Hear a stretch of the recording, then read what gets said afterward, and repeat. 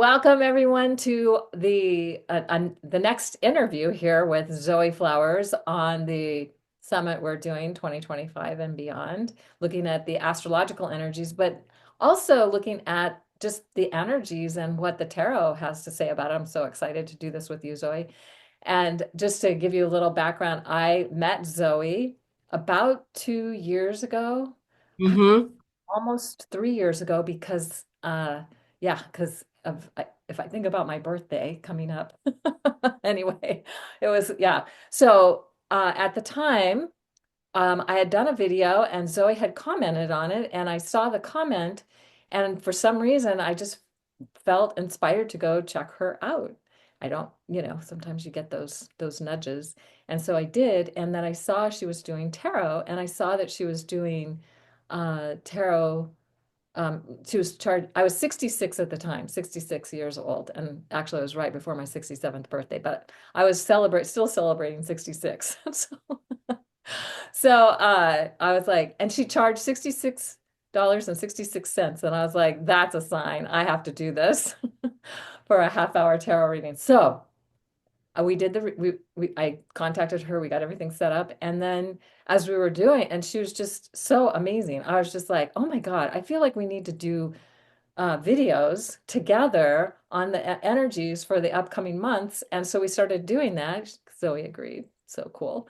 And and we've had so much fun doing that. And it just gets better all the time. I just have more fun all the time with you, Zoe. I love you. And I'm so excited for what you have to share about the upcoming energies, not just for the month, but for Right, 25. right.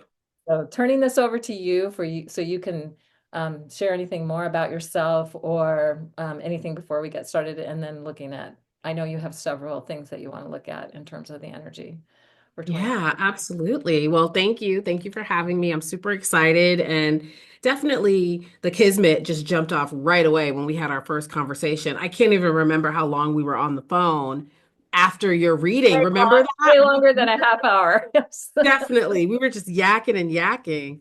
And so yeah, it's been really, really good for me as well. And I actually was talking about you yesterday when I had lunch with a few of my coven mates, and I was talking about how you reframe certain things in astrology and how, and I love astrology as well.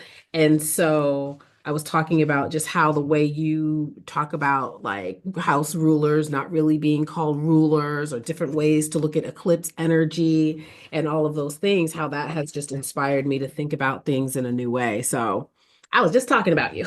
Oh, that's so great. I love that too, because it's like we want to get rid of rulership, like, Yeah. and rules. Don't, Yeah. I think, I mean, rules are okay, but it's like, can we move beyond that and Yeah. maybe see it from a different perspective? And so I like to see what resonates is what I like. Yeah. Oh, So what resonates. yeah. Well, and now that we're saying that, and I think we should add this to the reading. Oh, maybe that's what this is about. Yeah, this is what it's about. Thinking about Pluto and Aquarius, because that feels very Pluto in Aquarius to me, sort of the reframing of the way we look at things, the way we categorize things. So as I was telling you, Spirit's given me a new way to do my readings where I'll get keywords and then I'll pull cards based on the keywords. So we have four, and four is like one of my numbers. Numerology is the foundation of everything. Love the number four, big fan. So we have four keywords here that are going to guide this reading. And so the first one is final player. Spirit just dumps these words in my mind. I'm like, what do you mean?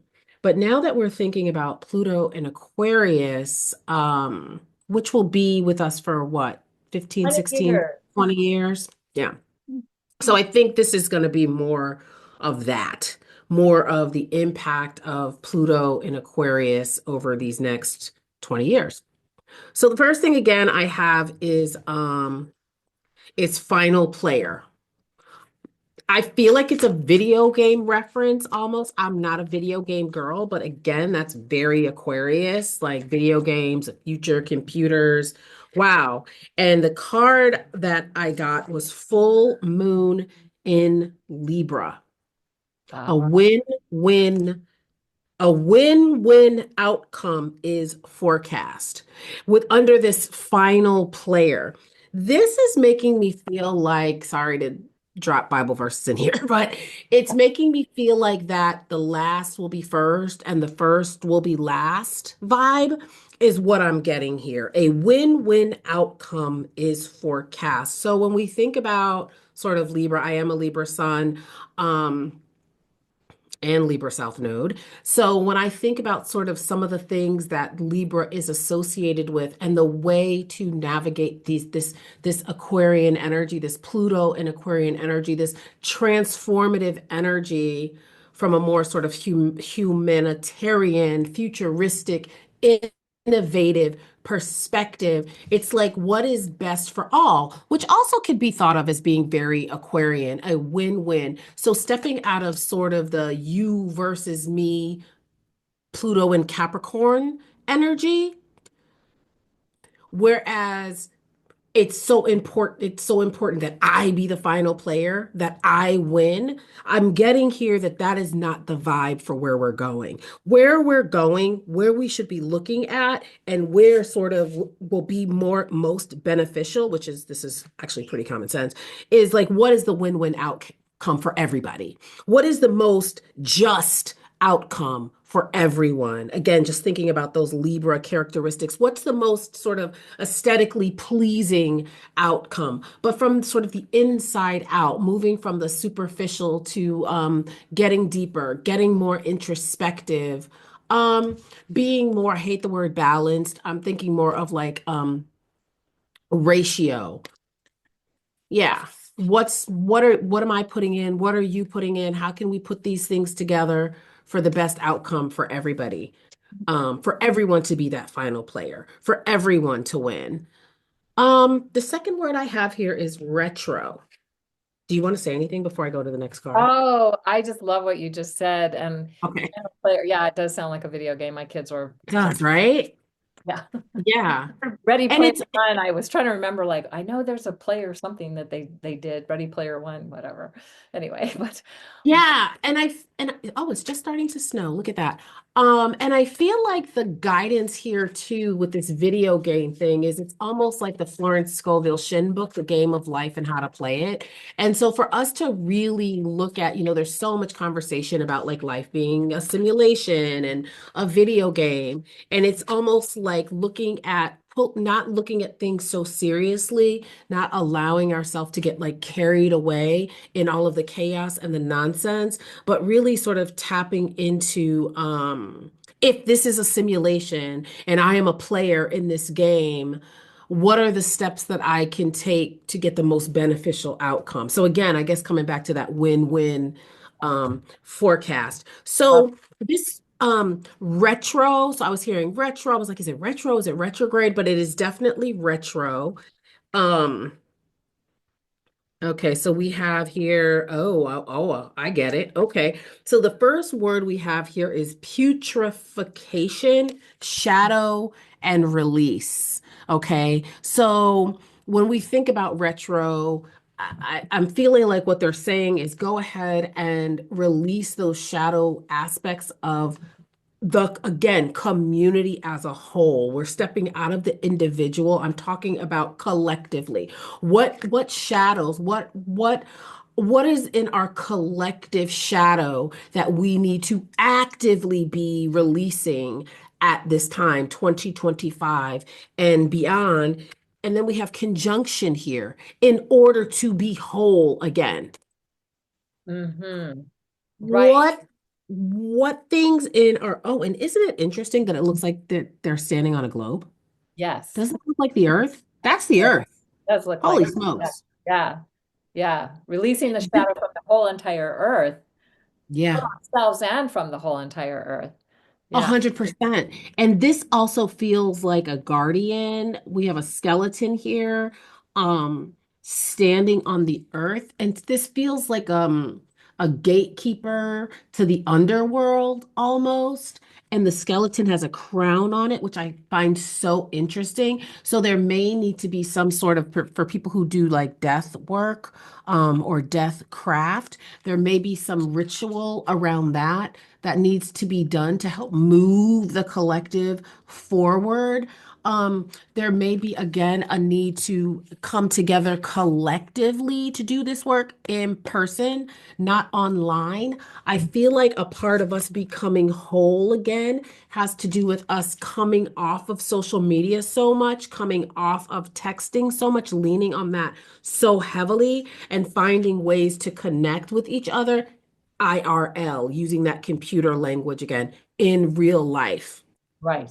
Love that. Oh my gosh, I'm Yeah. also thinking that um, it's like the Pluto aspect, the death aspect, or Yeah. shadow Oh, release. It's like, what are we dying to? What are we allowing ourselves to die to? Because it's hmm. in the way of us being more whole, as you were saying. It's in the way, Yeah. and we need to let that go. We need to release that. We need to, Yeah. um, take that journey into the underworld where all the treasures are, where all the gifts Yeah. are in the underworld. Yeah. We have to go there and face our fears and face our challenges and face the things that scare us to death. Yeah. 100%, literally scaring us to death. Like this Yes. can be a very scary feature or fiction, and I think that it's also like facing the death too, like you were saying, like really facing it head on, as a way to become whole, as a way to live. So those retro things, our comfortability, thinking about that South Node energy, really stepping out of like that past energy and really moving forward. Okay, then we have the word signature. Hmm, love that. So what do you mean by signature? I feel like I need two cards for this. Oh, well, that's cute. Okay, so we have guides here. Ah, that looks like the symbol for Aquarius. It sure does. We have guides here. So the key word is signature, and we have guides. And this feels to me like whoa, that literally flew out. Okay. That feels like our personal signature, our energetic signature here. Working with our guides, and then we have the chariot to bring the things together that need to be brought together. So, for me, the chariot is a card of success. However, it has to do with bringing lots of different things together. So it's not a quote unquote easy task because if we look at the chariot, the person who's driving the chariot does not have their hands on anything. They're not driving this chariot forward with their hands. They are using the cosmos, the energy of the cosmos. We have all of these stars around here. So they have to use lots of different things, lots of different aspects of the self to bring the desired outcome forward. And so I feel like working with our guides to steer us in the direction again that's in alignment with our soul signature, allowing our soul signature to bring us forward. And then we have the Hierophant in reverse. When it's in reverse, it's all about rebellion. When the Hierophant is in the upright, it represents tradition, it represents institutions. And obviously, if we look around, we see institutions have been crumbling left and right. And so there's a need for us to rebel. This can also be a card of inflexibility. But if it's reversed, does it mean it's It's more when it's in flexible? reverse, it has to do with being inflexible. Oh, it's And so, and so we don't want that to be a part of our signature, that inflexibility. We want to stay malleable. We want to stay so lots of like water drinking, lots of taking our omega. I'm not giving medical advice, I'm not a doctor, but I'm just saying paying attention to the bones, paying attention to like not allowing ourselves to be brittle in any way, right? So tending to, yeah, making our body more malleable, more oily, more sort of watery, which actually is kind of like that too, yeah, right? This kind going of with looks the like flow. this. And I mean since Aquarius is an air sign, we could say Yeah. that looks like that could be an electrical current. So that Mm. flow. Although it is also Aquarius is also associated with the water bearer Well, constellation, but that's true. however, Aquarius, the seasonal sign, is now in the constellation of Capricornus or the sea goat, no longer in the constellation of the water bearer. So Yeah. yeah, but yeah, there's this uh thought that the energy of how are we going to do it in a new way and be outside the old reality, like go into something new and completely different. Yeah, I love Yeah. that. And so for that, we need to be following our guides. We need to be listening to our intuition. We need to be listening to all of those things. The last word we have is mastermind. Now, this is interesting to me because we have shift here. Um, which I It feel also like this looks is like looks in like the the Degas, right? The that's rune. Degas, exactly what I yeah. was thinking. Yeah. Yeah, very much looks like Degas to me. Which I actually think it is in this deck. And then we have the Fool. So we have mastermind, we have shift, and we have the fool. So the first thing that sort of came to mind is again being with other people, mastermind groups coming together collectively to grow the energy. But they're saying, but even more than that, it's like if we think about being a mastermind, masterminds are not most of the time inflexible, Right. hierophant in reverse.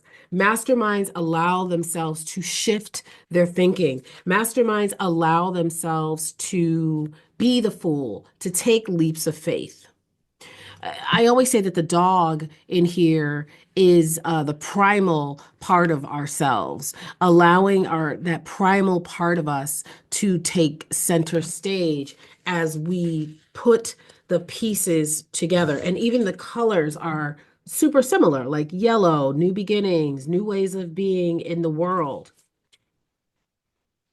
Yeah, I also, Mhm. I'll just add quickly that the fool is not really a fool. There's those people observing the fool feel like he's a fool. So that's kind of a projection onto, Mhm. because the fool jumping empty-handed into the void flies. The fool Mhm. is not necessarily beholden to the same rules of this reality that, because it's gone beyond the rules of this reality, which kind of brings us back to the whole rule thing again. So that's kind of Right, right. cool. And it's more about and also more about their innocence, right? Like not worrying about everything that's gonna go wrong. Again, going back to this like mainframe idea, this computer game idea, this mastermind. It's almost like zooming out to look at our lives, the pieces of our lives. And what I'm getting here is this reading is about putting pieces of a puzzle together. And you kind of have to zoom out and look down to see what needs to be shifted.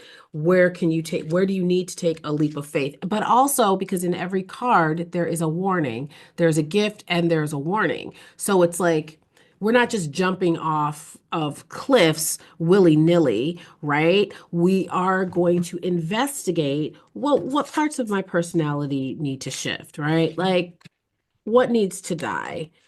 Where do I need to become whole again? Or what are the opportunities for me to be whole again? And then having that information will make us more comfortable taking that leap. The thing I also say about this card all the time is if you look at this person, they just have a little bag, right? They don't have a whole bunch of stuff. Because you're taking a journey like this, you can only bring so much with you. The other card I have here, which is also interesting to me, is the Seven of Cups, which has to do with illusion, choices, wishful thinking.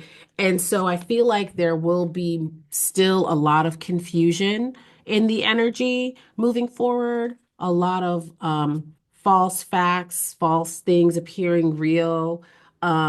In the energy right now. I don't know if Kaylin, there's something you want to say about that astrologically, like why there's so much confusion. Well, there's a couple of things. I mean, Neptune, of course, in the last degrees of Pisces, going into Aries, coming back into Pisces, and Pisces and Neptune are most alike or most resonant. And so the challenge that they both represent is the illusions and confusion that comes from that. And but also the ability to connect to pure source energy. Mm, And then there could be confusion around that. It's like if I can choose anything and if I can pick anything and I have access to all of it, what do I pick? So there can be that. But I want to come also back to the Fool and say that this just came into my head, and it's like following our guides and it thinking about the guides aspect of it and going to the edge. And so there's a little poem that said, "Come to the edge," she said. And Hmm. they're, "No, no, no, come to the edge," she said. And they're, "No, they're too afraid. They're come to the edge," she said. So they came, she pushed them, and they flew. Wow. I think about that as like, okay, if your guide is pushing you to the edge or bringing you to the edge, is kind of like what the cards are saying is like if your guides are bringing you to the edge of some place you're not comfortable and you're absolutely scared and you need to face that fear, and then you're going to get that push to go into something new and different and maybe something you've never even considered before. So that's just the thought that was yeah, Yeah. yeah. Well, that super duper resonates with me because by the time people see this reading, I will be in Canada. And I don't like the cold. And so it's like, why the heck would I be taking myself to the tundra in January where I'll be for several months? Well, it's just the guides, because there's no reason why I wouldn't be going to Jamaica Right. where I could kick my feet up and be in the sand and frolicking. No, I'm going to Canada. So it's like, again, just literally just following whatever where the guides are taking me, right? Literally pushing me to the edge Yes, because there's beautiful. so many unknowns, Yeah. right? Right. So we'll see And how that plays but out. it'll be fun to hear about what happens for you there because it's probably going to be high magic and amazing. Right, clearly. And I'm leaving on the day of the Magi, speak, which you Right. told me. Yes. So there's that. So I think that we're still global, and then these last two, well, three cards, I'll do four cards, will be individual. So we have the Eight of Pen. Oh, this makes so much sense. The Eight of Pentacles in reverse.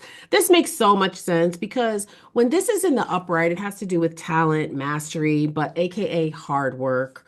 Capricorn, Earth sign, very much empire building, working, resilient. It makes sense that this would be in reverse because people are tired, people are quiet quitting, people ain't trying to do a whole bunch of work. It's just like I'm over it. Like, no. So this makes a lot of sense. And then we have the Ace of Swords here in reverse, destruction, fighting, conflict. Again, no surprises here, right? People feeling also drained because of all of the things that are happening in the world with the sword of truth upside down. So yes, it's going to be more of that. Right. No surprises, I mean, right? No surprises. there. That's Obvious, right? So like Stevie Wonder could see pretty that obvious. happen. Yes. Yeah, that's like whatever. So we know that, right? So those are sort of the global things, but they also gave us the homework first. I like that they gave us the homework first, and then they're like, "Oh yeah, and like more of the same," right? But we have a remedy to deal with more of the same. And so now we started collective, and now we're going down to the individual, right? Macro down to the micro. So again, full moon in Sagittarius. Hello, Sagittarius season. Um, Look at the bigger picture. Already talked about this. Zooming out and looking down at that game board and figuring out what needs to be shifted and changed. So, oh, and it makes also sense that it comes after this destruction and this eight of, right? Maybe, looking at this Eight of Pentacles, this lack of motivation, maybe reframing it and looking at it. If we're feeling tired, if we're feeling low or whatever, an instruction is like shoring up on the things that make us feel good, shoring up on our veggies, making sure we're doing our water, like doing all of those like mundane things to keep our bodies moving forward, but also not beating ourselves up for this tired energy. Understanding again, it makes perfect sense. There's a lot of things happening. And so if your energy is feeling low, don't forget to look at the bigger picture.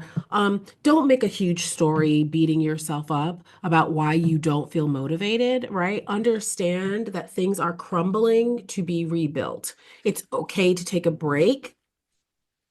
don't forget to look at the bigger picture. Okay. And Well, then we have, Arias, I just mhm, want to say before we move on is that I think it's happening in June this year, prior to the solstice. Sometimes it happens at the end of May, but I think it's happening in early June. And so, okay. just right before the solstice. So there may be something also connected to that time for people to tune into and also go out and be with the full moon and see what Mhm. information there has because it's like the moon is coming from the bigger picture. Yeah. Literally full moon card Above sitting us, right here. seeing everything from way up above us. I mean, we can watch it rise and go across the sky, but anyway, that's just a something that feels like perhaps it's pointing to the fact that it might be worth paying attention to the full moon in Sagittarius. Well, considering that the full moon was sitting here too, I wasn't even going to talk about this card, but it's right here. You brought it up, so there it is. Do full moon stuff. And then we have another full moon in Cancer. Oh, which will happen right after the full, no, I'm sorry, which is about to happen at the end of 2024. And we're uh, recording this prior to the end of the year. So that, I don't know, interesting. Okay, well, that's interesting. So that makes me feel like perhaps some of this work, quote unquote, that could be done. Oh no, it'll be too late. It'll Yeah. be too late time to hear this. Yeah, yeah, yeah, But yeah. something may have gotten activated then. Maybe, Yeah. maybe because it says a personal issue reaches a conclusion. So maybe looking back at sort of where you were at the end of 2024, Oh, um, actually, what it's doors closed? going to be in early 2020. I think it's going to be right at the new year when Oh, really? this won't air until after that, so it still will be after. So never It'll mind. be after, but it'll still be interesting for people to look back and be like, oh, what doors maybe began to close? Or, yeah, it'll be interesting to see. Yeah. It'll be interesting to see. So that's what we have there. And then I'll just do two more cards and we'll wrap up. I want to give a crystal ally. So a crystal that we can work with um, during this time. Well, You hello, Desert Rose that flew out. Okay. So Desert Rose, oh, I love that. this card, there's no accidents, resonates to Scorpio and Pluto, the planet Pluto and the sign of Scorpio. That is what this crystal resonates to. And it says time travel, ancestral healing, and patience. A natural beauty desert rose and its petals were patiently etched by the sand, carrying with them a special message that good things take time. I feel like that links us back to that mastermind energy, that looking at the bigger picture, understanding that these things take time, that these systems that we're so frustrated with took a long time to be put in place, and they're going to take a long time for these things to be rebuilt. Right? So, baking in patience, understanding that that is super important. Desert Rose promotes mental clarity, important, by releasing negative belief systems that no longer serve you. Has the special power of time travel and is able to heal past wounds that still affect you to this day. So, again, linking us back to that shadow release message that we got that still affects you today and alleviates pain from this lifetime or past life. Use this stone to connect with your ancestors or past selves you need to reconcile with. So, again, let's go right back to the graveyard. So, hello, graveyard. Oh, that's so Hello, ancestors, yes. right? Yep. Yep. Yeah. Wow. I'm And just throwing the cards at this point. one of the things you and I were talking about before we started this recording was how Venus creates the rose pattern in the sky. Something Mhm. happening in 2025 is Venus is shifting from being in one, like the point of the five-pointed star is shifting. It's going to rise in a new sign on March 29th. It's rising, instead of rising in Aries, it's going to be rising in Pisces. And I've been geeking out about this. Well, there'll definitely be a whole summit talk about that as well. Fabulous. Anyway, Fabulous. yeah, but that rose pattern, that Yeah. So good. So good. Yeah. Yeah. Beautiful, beautiful. Just spirit playing with us as always. So, I would say, I have never heard of this particular crystal. It may be easy to get. I have So one. perhaps you do? I do. I've never heard of it before, but I'm curious about maybe getting my hands on some. Yeah. Have on hand again, especially for this time travel, this ancestor healing work. Might be cute to put on your ancestor altar if you have one. Again, if you have some Scorpio placements, as I have several, Pluto placements could be good for you. Kaylin's raising her hand, she does too. So then we have our crystal ally for this time frame. And then the last thing that we'll do, we'll just get a cute little message from the birds, a nice affirmation to carry us through. So what's our ally? What's our winged ally? Okay. All right. This is fine. We have the pheasant. The time is ripe for creation and connection.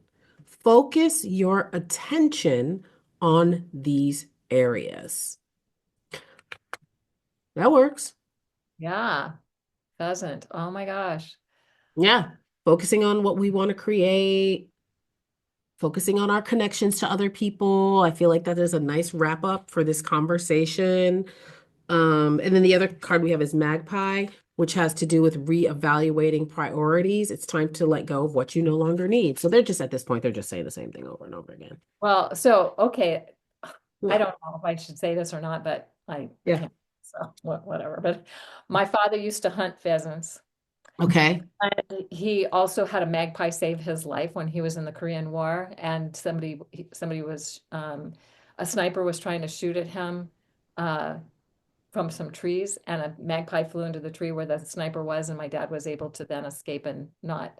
I think he wound up killing the sniper. Anyway, he wrote a story about it for Field and Stream magazine back in the 1950s, and so magpie was like his animal. And pheasant, I remember him hunting pheasants, and I'd get so mad when I was a little kid. I'd yell at him for killing them.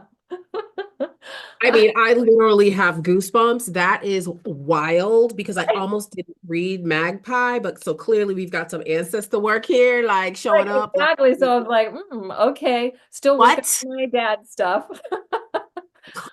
Obviously. Right?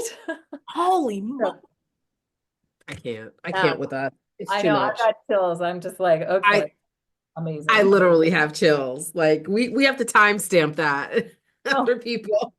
my parents used to love to tell the story about when I saw my dad kill a pheasant, and they and then they had a dog that went and got it and brought it back and put it in the car, and I was screaming. I was like 3. I was screaming. I was like, "Dirty old daddy, dirty old Bango, dirty old Maxie," the name of the dog, dirty, silly Oh, pretty birdie, and I was crying and mad and oh upset. my I gosh. was so upset, and then my mom was taking all the feathers off of the bird to Yeah, yeah. and and I was like, "Ooh, chicken." Once it was all done. So, like suddenly I had a different perspective. Literally, I Yeah. was 6 years old, so But yeah, Wow. Well, listen, there you go. I, the ancestors done come through. We did all Hey, this ancestor work. Like, thank you. yeah. That's lit. I love it. Wow. Well, that is a fitting end of this part of the conversation because, our work will just go on and on and on. So I'm just grateful to be here. So great to have you here, Zoe. Thank you so much. I Yeah. feel like these energies and we've been doing ancestral work for a long time, but to continue, obviously. Yeah.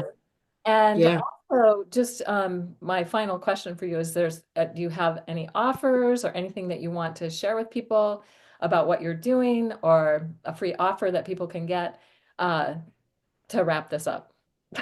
Yeah, so I would say reaching out to me directly. I'm doing some readings and things like that at definitely discounted rates, and I'm working on freebies for 2025. I'm not sure what they are yet, but you can reach out to me definitely. I should We create a can put links code. also. Yeah, I think I should There'll create be a links in the code. show notes. There'll be links on the page Yeah. where your video is going to be posted and all of that. So, Yeah, and maybe I can create a hashtag for like hashtag summit And so then I'll know that the folks came and they can get their offer. That's So awesome. yeah, Beautiful. Oh my yeah. gosh, this was so good. I feel it gets me. I mean, of course, yes, it's not going to be an easy year. Clearly, not going to be an easy. Mm-mm. I mean, No, no. but there's so much, I feel like so much hope. And also, if we're willing to step up and face the fears and do the things and clear the ancestral things that still need to Yeah, be cleared, or maybe it's just accepting them for what they are and not being yeah, to them any longer. Because I feel like that's maybe where I'm at with that. Like I've done a lot of ancestral healing work. Uh, yeah, and I always feel like there's more. And but maybe that's not it. Maybe it's that we're just get to that place where we can just be in that place of love and really understand that our ancestors did the best they could and with. maybe it's too a part of that mastermind energy, that puzzle energy, and figuring out um, where they fit in the puzzle of creation and co-creation, and where we fit in that puzzle, and what will get us to that win-win outcome. Yes. Oh, so beautiful way to wrap this up because it's about win-win, not about having to be winning and others losing. Oh, so done Hmm. with that. So yeah, Hmm. love that. Yeah, yeah. Okay. So All right. thank you, Zoe. Hope this was Thank helpful. you. Thank you. Thank you. Bye.